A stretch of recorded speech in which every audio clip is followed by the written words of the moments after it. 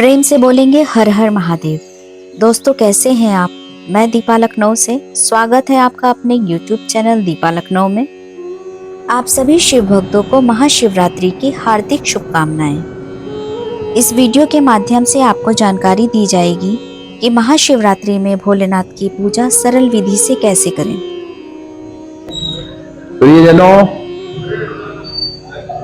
मैंने एक वीडियो बनाया था इसके पहले, तो वचन दिया था उसमें कि महाशिवरात्रि के उपलक्ष्य में पूजन बंदन के बारे में जानकारी दूंगा।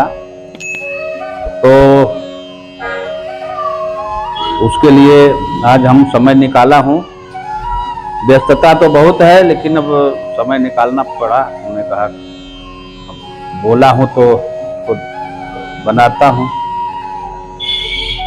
तो सभी भक्तों से निवेदन के साथ में कहना है, एक बात तो प्रेम से बोलिए परमपिता परमेश्वर की जय और माँ भगवती आदिशक्ति की जय और सभी देवताओं की जय। सबसे निवेदन के साथ में यही कहूँगा कि शिवरात्रि के दिन जो भी भक्त प्रभु की सेवा में लगना चाहते हैं तो अपने घर में अगर कोई मंदिर मिल जाए, उस दिन तो हर मंदिरों में भीड़ होती है, उतना विधि विधान से करने का मौका नहीं मिलेगा लोगों को। तो घर में अपना अगर शिवलिंग है तो घर में अपना पूजन बंदन करें। सबसे पहले चौकी सजावें, उस पर सफेद वस्त्र बिछा करके भगवान के शिवलिंग एक थाली में रखें और उनकी फोटो लगावें और लगाने के बाद गंगा जल से छिड़के साफ सफाई करा करके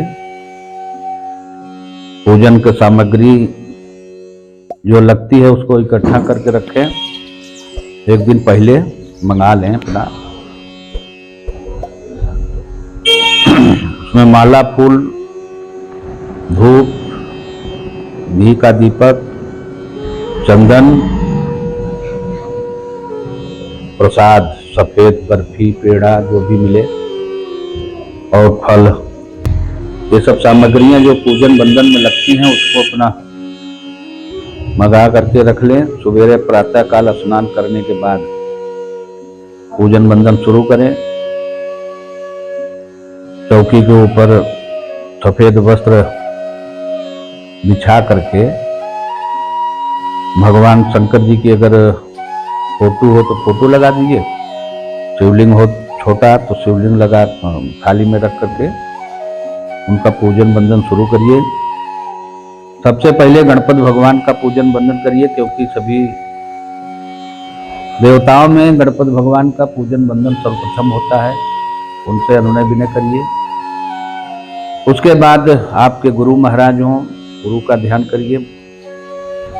अब जहाँ प्रभु है, माँ है, वहाँ हनुमान जी भी विराजमान होते हैं और भैरव जी भी विराजमान होते हैं। इन सबका पूजन बंदन अनुनय विनय करने के बाद फिर शिवलिंग का पूजन बंदन शुरू करें। पहले गंगा जल से स्नान करवावें, उसके बाद दूध से स्नान, दही से स्नान और घी से स्नान, फिर शहद से स्नान, उसके बाद शक्कर। ये 5 चीजों से भगवान भोलेनाथ की सेवा में लगाएं, चढ़ाएं उनके ऊपर। उसके बाद फिर साफ सफाई करके सफेद चंदन समर्पित करें। माला फूल हो तो सफेद फूल या सफेद माला बनवा लीजिए, उस पर भगवान को समर्पित कीजिए। फिर दीपक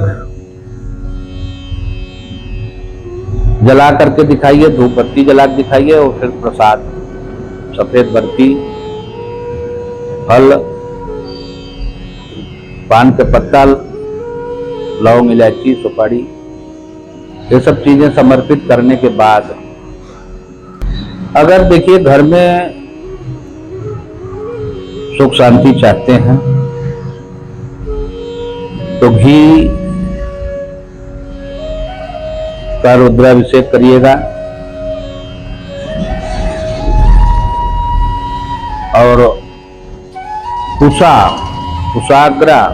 का जल जो होता है वो रोग शांति के लिए होता है, तो उसका रुद्राभिषेक करिएगा। घी का रुद्राभिषेक, गन्ने का जो रस होता है उसका भी रुद्राभिषेक किया जाता है, तो उससे मां भगवती लक्ष्मी जी प्रसन्न होती है, धन वैभव सुख शांति मिलती है गन्ने के रस से रुद्राभिषेक करने पर। और शत्रुओं का, अगर शत्रु ज्यादा बढ़ गए हो, शत्रुओं के दमन के लिए सरसों के तेल का रुद्राभिषेक भी होता है। तो ये सब चीजें हैं भगवान भोलेनाथ की सेवा में।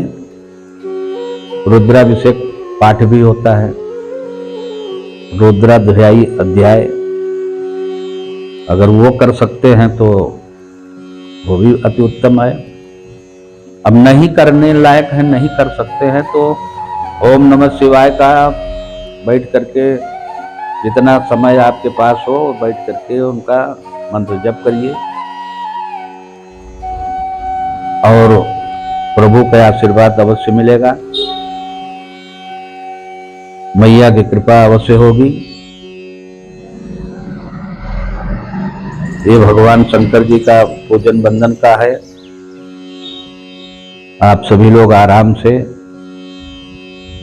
पूजन बंदन करें, भगवान का आशीर्वाद लें। हमारा यही बताना है सभी लोगों से कि सब लोग अपना आराम से कर सकते हैं। बाकी और बहुत विधि विधान है, जब उस विधि विधान के हिसाब से करने योग्य नहीं है तो साधारण में करिए। आपकी भक्ति भाव देख करके भगवान प्रसन्न होंगे, आशीर्वाद देंगे, आपका कल्याण होगा। एक बार प्रेम से बोलिए शंकर भगवान की जय, परम पिता परमेश्वर की जय और माँ भगवती आदि शक्ति की जय। यहाँ पर उपस्थित सभी दिव्य शक्तियों की जय। एक बार फिर से आप सभी को महाशिवरात्रि की हार्दिक शुभकामनाएं।